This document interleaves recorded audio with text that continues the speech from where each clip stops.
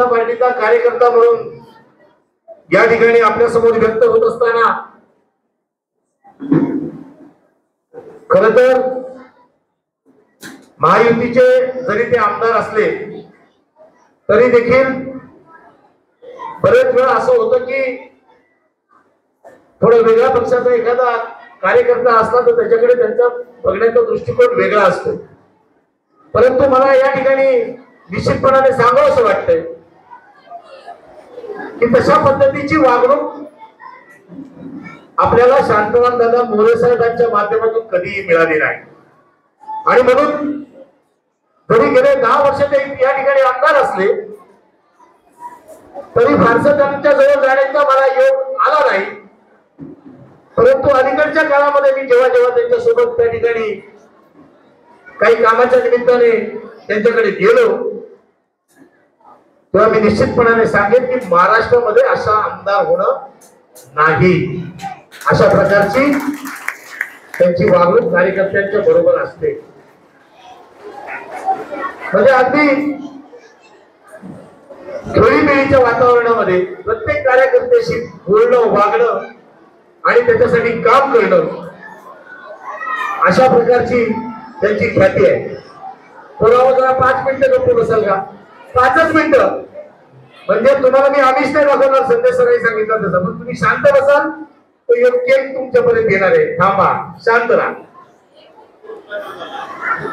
तू छत्री सांगतोस, मी केक सांगतो, लक्षात ठेव। तर कृपया शांत बसावं। आणि म्हणून गेले 10 वर्ष ते या ठिकाणी लोकप्रतिनिधी म्हणून आपलं आमदार म्हणून काम करत असताना त्यांनी या भागामध्ये जी विकासाची गंगा आणली आहे ती न भूतो न भविष्यती अशा प्रकारची निधीच्या रूपाने आपल्या या ठिकाणी गंगा आणलेली आहे। मी माझ्या वाड्या शहराच्या संदर्भामध्ये मगाशी बरीच सरांनी सांगितलं की 173 कोटी वाड्यावासियांनी कधी याचा विचारही केला नसेल की एवढा मोठा निधी आपल्या आमदारांच्या माध्यमातून त्या ठिकाणी या वाडी शहराला मिळू शकतो। या संबंध मतदारसंघामध्ये 292 कोटीचा निधी मागच्या 2 वर्षामध्ये आमदार महोदयांच्या माध्यमातून या ठिकाणी आपल्याला आलेला आहे। अनेक गावातले रस्ते असतील, समाज मंदिरं असतील किंवा अनेक काही सुविधा देण्याची कामं असतील ती त्यांच्या माध्यमातून या ठिकाणी झालेली आहे।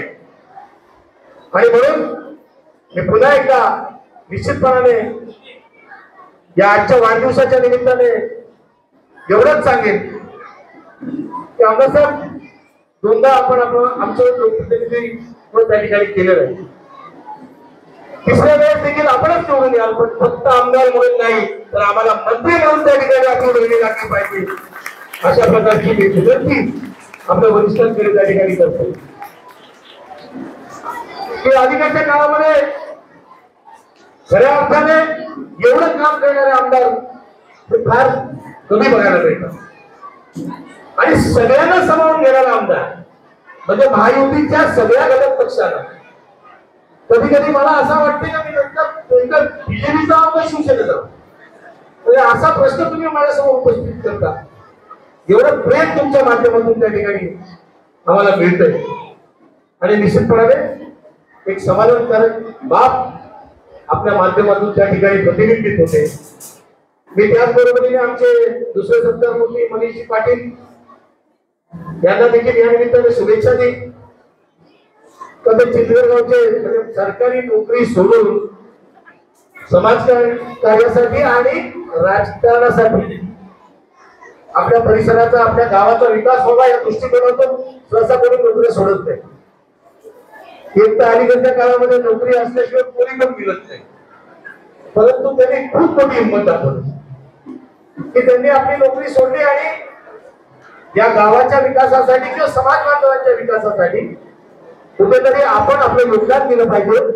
या ठिकाणी माहिती कसं आहे, गावचे काही वर्ष सरपंच होते, परंतु 20 वर्षापूर्वी तो इतिहास तुम्हाला कदाचित माहिती आहे।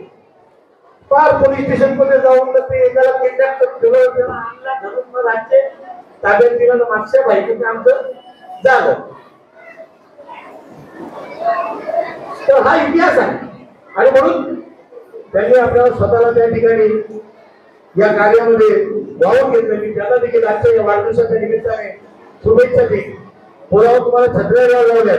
त्या छत्र्या तुम्हाला पावसापासून बचाव करण्यासाठी द्यायला लावल्यात.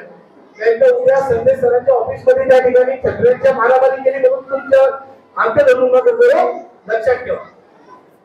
बरोबर आहे. तर आम्हाला छत्र्या दिल्या त्याचा वापर आम्ही त्याच्यासाठी करायचो. अलीकडची पोरं जरा थोडी शुद्ध झाली आणि आपल्यासारखे एकदम शिस्त प्रिय त्यांचे उच्चाटन असल्यावर ते सांगायलाच पडते.